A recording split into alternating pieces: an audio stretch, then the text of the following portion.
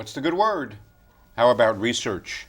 It's often overlooked by business owners, but it really is more than ever essential to having a successful, competitive business strategy. So stick around, and we'll talk about how you can use research to boost your business. Let's play Main Street Marketing Challenge.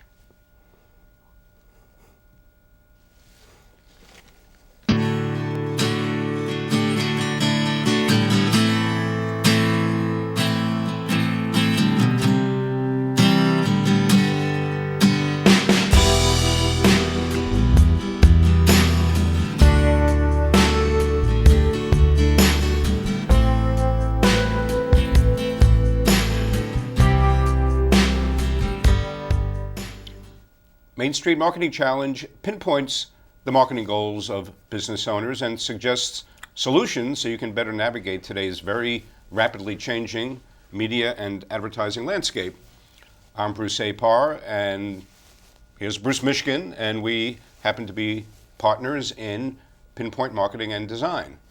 So Bruce, I know you are a research fiend, you might say, right? But you really found it to be, as we said at the top, essential, even in our business, right? Right. You know, when we're talking to maybe a prospect and wanting to know more about that company and its business, that really the only way to do that is through research, isn't it? Yeah, I mean, the first thing, if you're operating a business and you're looking to market your business in whatever fashion, you can't do so in a vacuum.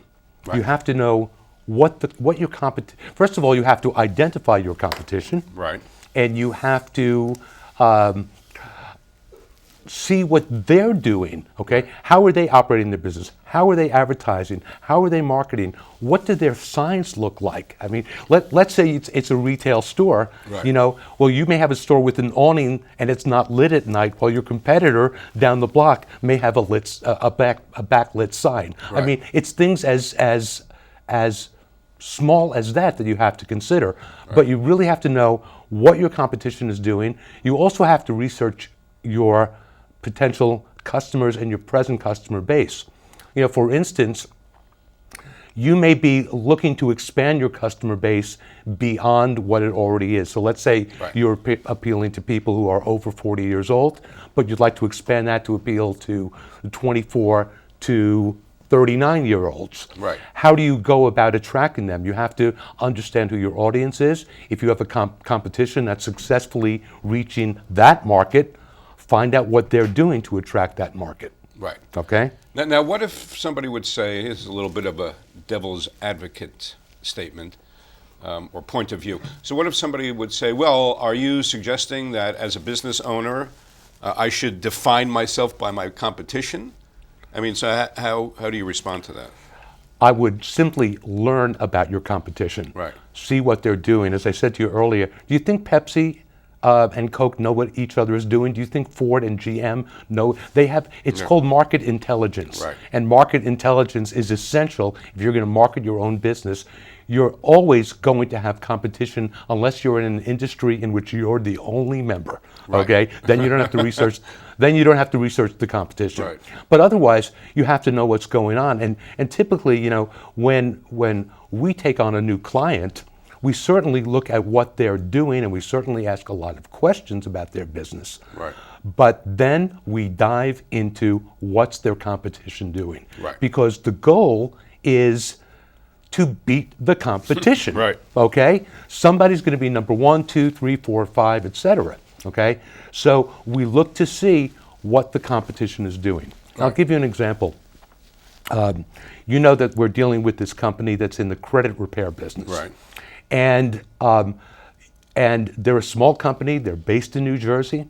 They don't have a footprint really anywhere. Right. They are relying strictly on outbound sales. That means making cold calls to people that might or might not have a problem with their credit. Right. And that's a very inefficient way of targeting customers. So they want to move from a model of outbound to inbound, right, and attracting calls rather than having to make calls to prospects, again, to people that may or may not be prospects, attracting calls from people who are absolutely prospects. They're having trouble getting credit, etc. So what do? We look, for instance, at the competition's website. Right. And we look at the pages of the website. What topics are they addressing? We use other resources to see what their revenues are, Right. who they consider their competitors to be, whether they're using things like video, social media, blogging, Right. okay? All of which helps to build up recognition and a presence. Now, And we should state, by the way, that what you just mentioned are examples of inbound marketing, right? any marketing program that you conduct that is meant to bring people to you Right. rather than you having to go out and sell to them Right. would consist of inbound marketing. So for instance, even with email, Right. okay? If you're sending emails to a particular audience, it's inbound marketing because either the people are going to respond to it or are not going to Right. respond to it. So that's inbound because those calls or Right.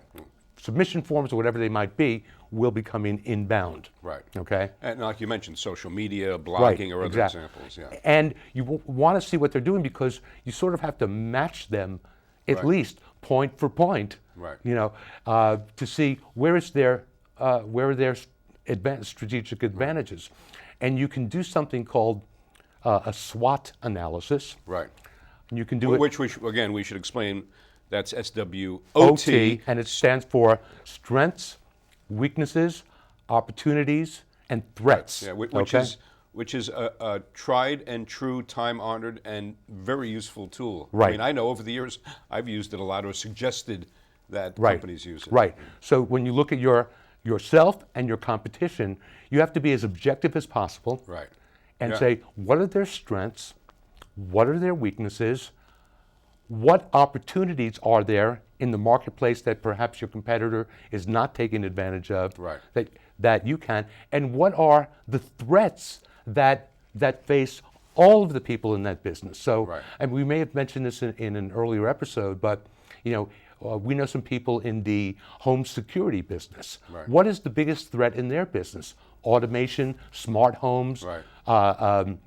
remote access to your Off-the-shelf products. off-the-shelf Right. products. Right. So that's a threat that not just one company in the security business, but every company that that was installing alarms in homes and setting up the wiring and all the systems. Right.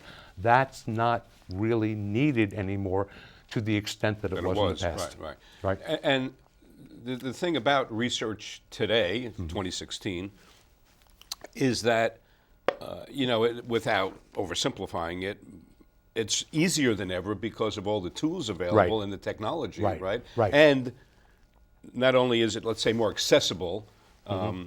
but as you've been sort of talking about in terms of pinpointing your prospects, it's more precise than ever, too, right? Right, right. There's less and less reason to waste your advertising dollars. Right, especially as businesses have moved to digital from media like print and Right. even TV and radio and all that. The digital medium is accounting for more of people's time. Right. They're spending more time online Right. than they were in the past, and we discussed that last week. Okay, last show, how yeah. people spend their media time On mobile phones, on their yeah. phones, on Right. their tablets, on their computers, etc. Right. So, digital. The advantage with digital is that there are so-called tracks, digital tracks, Right. left behind. So especially with programs like Google Analytics and all that, you know exactly how many people Right. are coming to your website, what pages they're visiting when they get there, what actions they take, Right. if any, after viewing various pages of your website. You also know what the so-called referral sources are, because I mean, somebody's where they're coming from. where Right. they're coming from. Are they coming from a link on Facebook? Right. Are they coming from a blog? Are they coming from an email campaign? Right. Are they coming from Google search results? Right. Okay, so you can look and see where your traffic is coming from. Right. You don't have to ask the question anymore that a lot of businesses used to ask. How did you find out about us? Right, yeah, exactly. You really, what you should really be focusing on after you do your competitive research, and I don't want to get too far ahead. Right. But what you really got to be focusing on, are my sales increasing measurably, and can I prove that the sales I'm getting are a result of the marketing that I'm doing, especially online. Right, and it's interesting when you say, the old-fashioned method of a business or a restaurant, whatever it might be, any kind of a store, a shoe store, I don't know, where you say to a customer walking in, how'd you hear about us? As we know, people's recall is very imprecise. Right. You could think you heard it on the radio or you saw it in the newspaper. It's probably all of those. Right. But right. the point is, it's very inaccurate. Right. Yeah. But getting back to competition, and again, we are sort of platform or technology agnostic. Yeah. In that what we recommend is that you do what's best for you, not necessarily what everybody else is doing. Right. But the point is, people are spending their time online, and if you've been advertising and marketing before, you should really put as many dollars into that medium as possible. But getting back to the research, one area of research that you want to look at is in Google search results. Yeah. When you put in a search box the type of business that you are, so let's say that you're a landscaping contractor. So you put in Google search box where from your home or from your business, you put in landscaping contractors, right. Okay? And then the results come up, and there'll be advertising, there'll be local companies that are listed, there'll be articles about landscaping contractors or landscaping.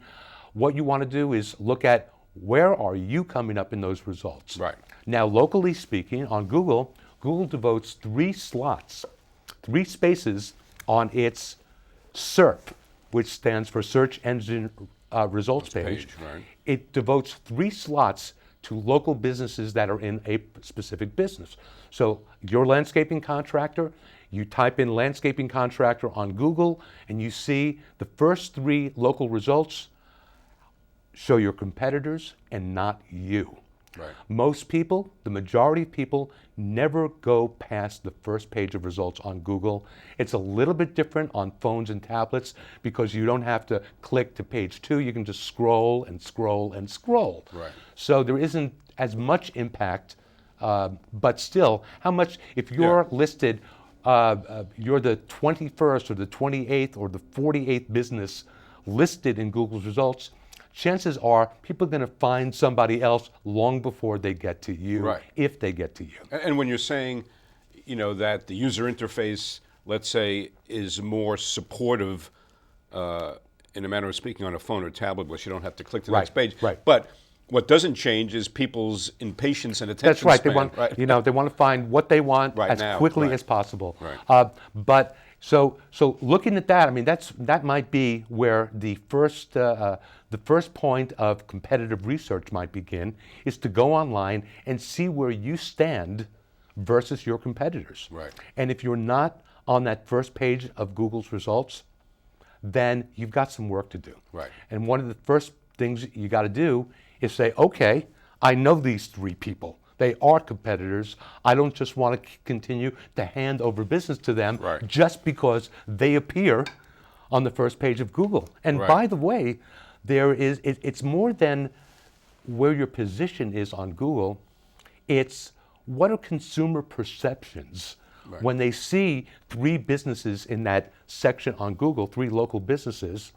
What are their perceptions? Their perceptions may be, oh, Google is recommending these businesses. Right. Google is saying these are the best and most relevant businesses to your needs, okay, based on what we've evaluated about the businesses and their websites. So you have to say to yourself, what do I do to get myself into that position? Right, and as I know you've said many times before, because the 3 positions don't increase, you have to knock somebody off. That's right. It's sort of like the old game we played as kids, King of the Mountain. Right. It's like King of the. Although I lived on Long Island, so it was King of the Hill there. Yeah, well, okay, that's true. And those hills were made of dirt that we assembled as a. Anyway, but what you really have to do is say to yourself, okay, what did they do? How did they get there?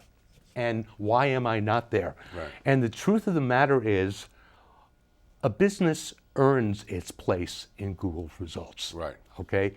You don't have to pay Google to get primary position unless you advertise. And that's a